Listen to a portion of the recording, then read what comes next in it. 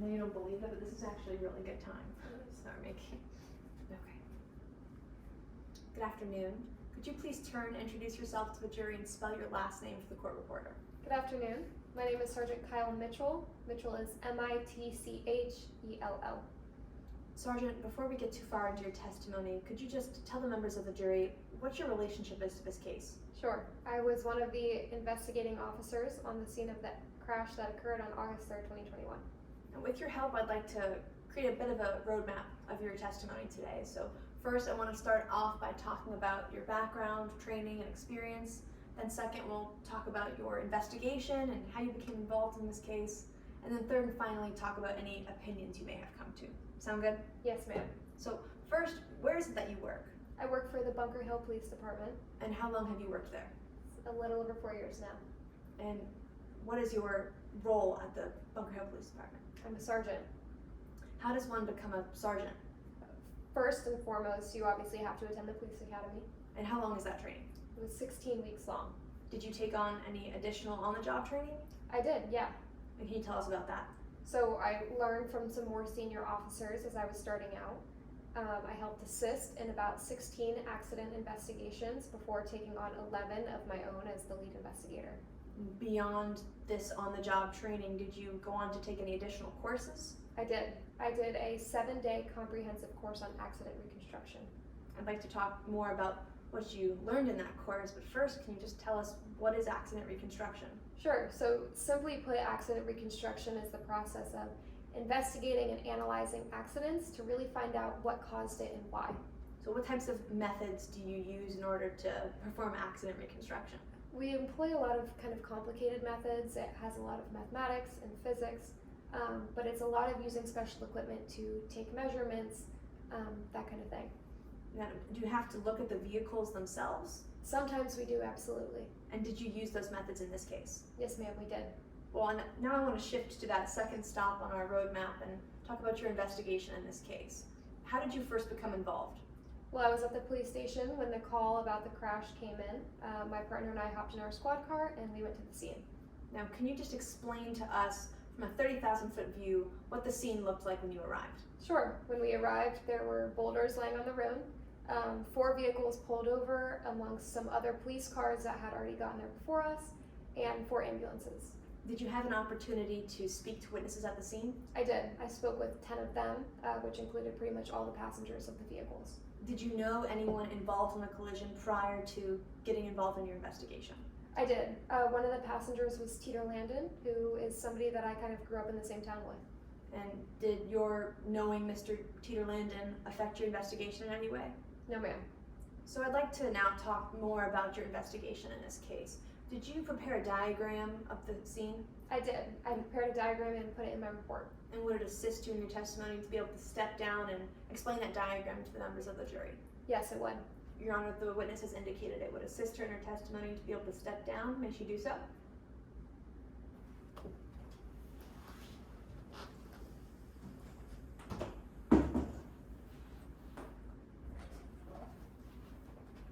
Publishing what is already in evidence as Exhibit S3.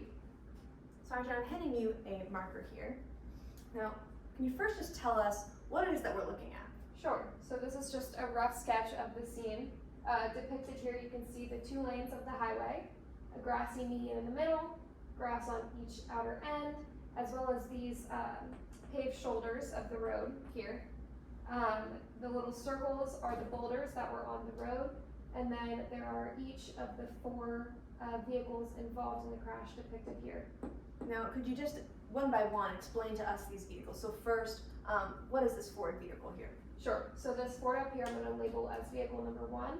This was the company truck that was pulling the trailer in which the boulders fell off of. And this vehicle here, the Camry?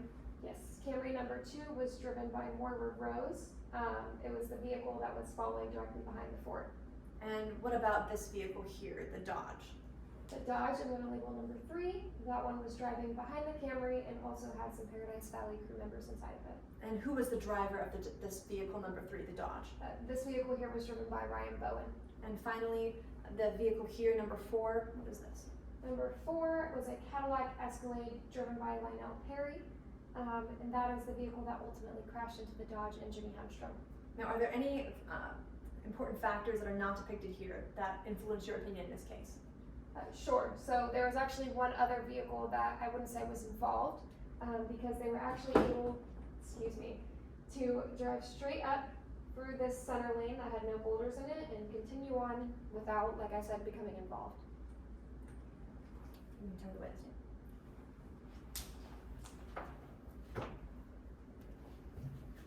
this Sergeant, I'd like to, once you're seated, just go back and talk to you about the positioning of these vehicles. You mentioned that this Dodge vehicle was off here on this paved shoulder. Yes. Does that influence your opinion in this case? It does. And how so? It was unsafe to pull over into the paved shoulder of the road. I believe what they should have done instead was pull off into the grass next to it, giving the driver of the vehicle as well as the passengers a 10-foot buffer.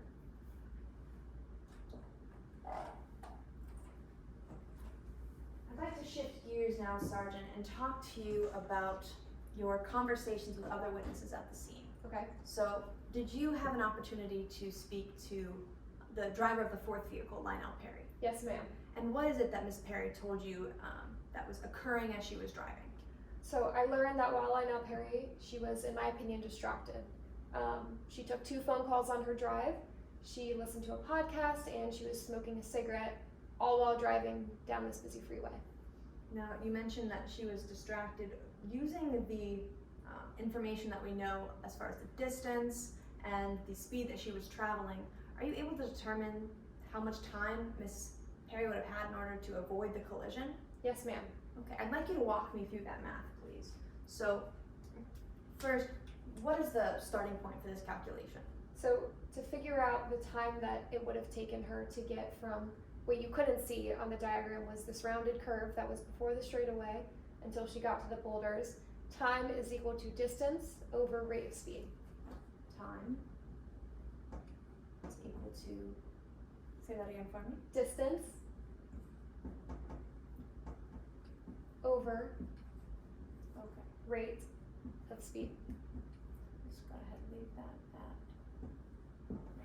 Okay. So, do we know these 2 factors in this calculation? Yes, ma'am. Okay, so let's plug those in. What is the distance that Miss Perry had to travel? So the distance from where the curve at Bunker Hill is to where Lionel Perry ultimately crashed and where the boulders were was 0.26 miles, a quarter of a mile. Okay. And what about this rate? So the rate of speed I determined through my investigation that she was doing 66 to 67 miles per hour. We'll be conservative and say she was doing 66. 66 miles per hour, and that will equal our time you mentioned. Now, I trust your math more than mine, so can you tell me, what does this calculation yield? Sure. So what this yields is a number, kind of a weird number. You have to take away the miles over miles per hour, but ultimately you come to 14.18.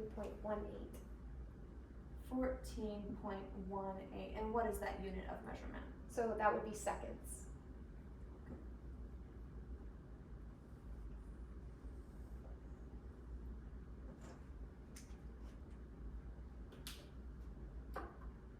Now, Sergeant, in your opinion, is 14.18 seconds sufficient time to avoid the obstruction?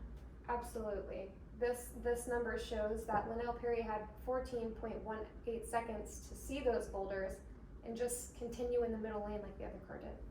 And were, in fact, other vehicles able to avoid the obstruction? Yes. Your Honor, permission to preserve this for demonstrative uses later.